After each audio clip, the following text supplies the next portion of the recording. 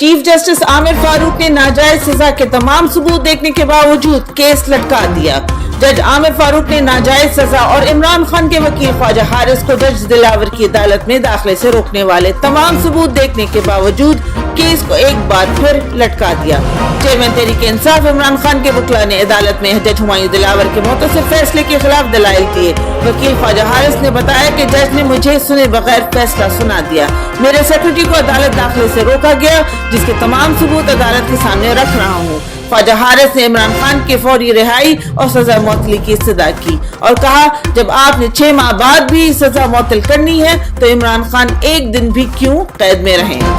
Chief justice عامر فاروق نے فوری سزا معطلی اور جلد سماعت کی استدعا مسترد کر دی۔ کہا میں بیمار ہوں، کل عدالت نہیں لگا سکتا۔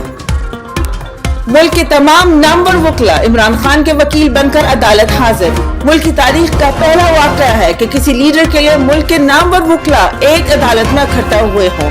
خواجہ حارث، سردار لطیف کھوسہ سمیت 36 وکلاء آج عمران خان کی سزا معطلی کیس کی سماعت میں عدالت میں موجود رہے۔ اٹک جیل میں عمران خان کی جان کو خطرہ۔ محفوظ کھانا بنیادی انسانی حق ہے اور عمران خان کی اہلیہ بشرا بیگم کی جانب سے خدشہ ظاہر کیا گیا ہے کہ کھانے میں زہر دیا جا سکتا ہے۔ عمران خان کی جان کو شدید خطرہ ہے، لہٰذا محفوظ کھانا دینے کی اجازت دے دی جائے۔ اسلام آباد ہائی کورٹ سے عمران خان کے وکلاء کی استدعا۔ عدالت نے فیصلہ محفوظ کر لیا۔ عدالت نے اٹک سے اڈیالہ جیل منتقل کرنے کی درخواست پر بھی سماعت پرسوں تک ملتوی کر دی۔ سپریم کورٹ میں وکیل قتل کیس کی سماعت۔ سپریم کورٹ میں جسٹس مظاہر علی نقوی اور جسٹس یحییٰ آفریدی کی عدالت میں وکیل قتل کیس کی سماعت ہوئی۔ مدعی وکیل کی جانب سے جج سے بدتمیزی کی گئی، جس پر جسٹس نقوی نے ان کو توہین عدالت نوٹس بھیج دیا۔ عمران خان کی وکیل قتل کیس میں ضمانت 24 اگست تک توسیع۔ وکلاء کو ہراساں کیا جا رہا ہے، کل یوم سیاہ منایا جائے گا۔ فیشسٹ نظام دن بدن اپنی بوکھلاہٹ کی بلندی پر پہنچتا جا رہا ہے۔ بوگس کیس میں عمران خان کو غیر قانونی سزا سنانے کے بعد ان کے وکلاء کو ہراساں کیا جا رہا ہے تاکہ وہ کیسز کی پیروی نہ کر سکے۔ کل عمران خان کے وکیل نعیم حیدر پنجوتا کو 8 گھنٹے FIA دفتر میں حبس بیجا میں رکھا گیا۔ آج وکیل شیر افضل مروت اور عمیر نیازی کے خلاف ضلع اٹک میں اٹک جیل کے سپرنٹینڈنٹ کی بدیت میں مقدمہ درج کر دیا گیا۔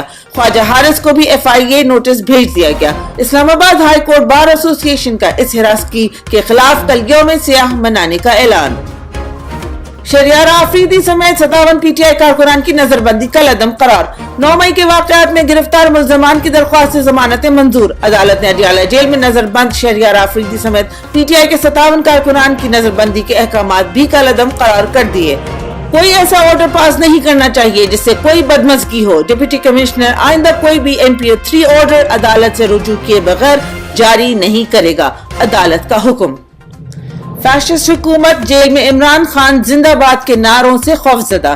جب سے فیشسٹ نظام نے عمران خان کو غیر قانونی فیصلے کے نتیجے میں غیر قانونی طور پر گرفتار کر کے اٹک جیل منتقل کیا ہے، جیل سے عمران خان زندہ باد کے نعرے ختم نہیں ہو رہے۔ فیشسٹ نظام نے ان نعروں سے خوفزدہ ہو کر نعرے لگانے والے سیاسی قیدیوں کو اٹک سے اڈیالہ جیل منتقل کر دیا۔ راجہ ریاض جیسا اپوزیشن لیڈر بھی شہباز شریف کو ملنے سے انکاری۔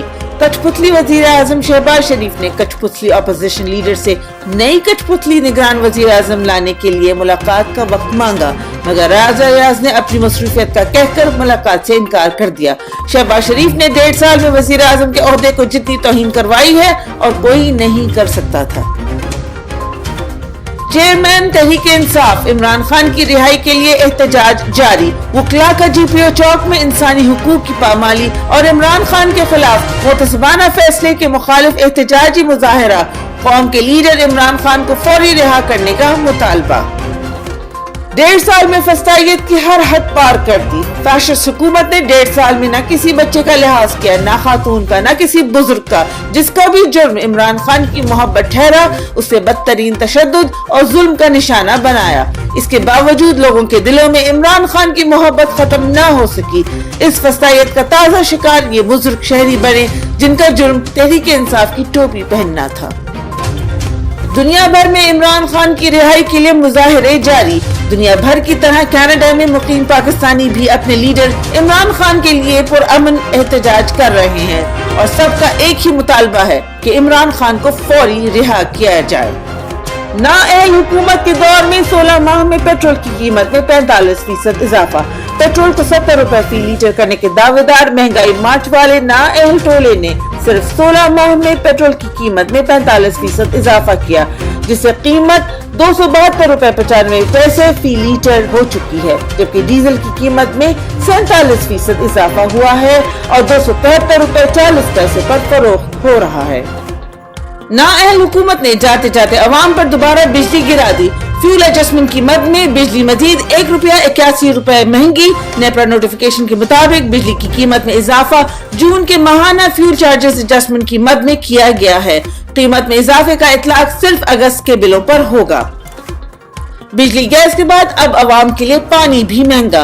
पानी बुनियादी जरूरत है, लेकिन इसे भी महंगा कर दिया गया है। वोसो ने पानी के बिलों में 200% इजाफा कर दिया। वोसो की जानिब से 7 मरले घर का बिल अब 550 के बजाय 1500 रुपए माहाना कर दिया गया है। 10 मरले के घर का बिल 650 से बढ़ाकर 1800 रुपए कर दिया गया है।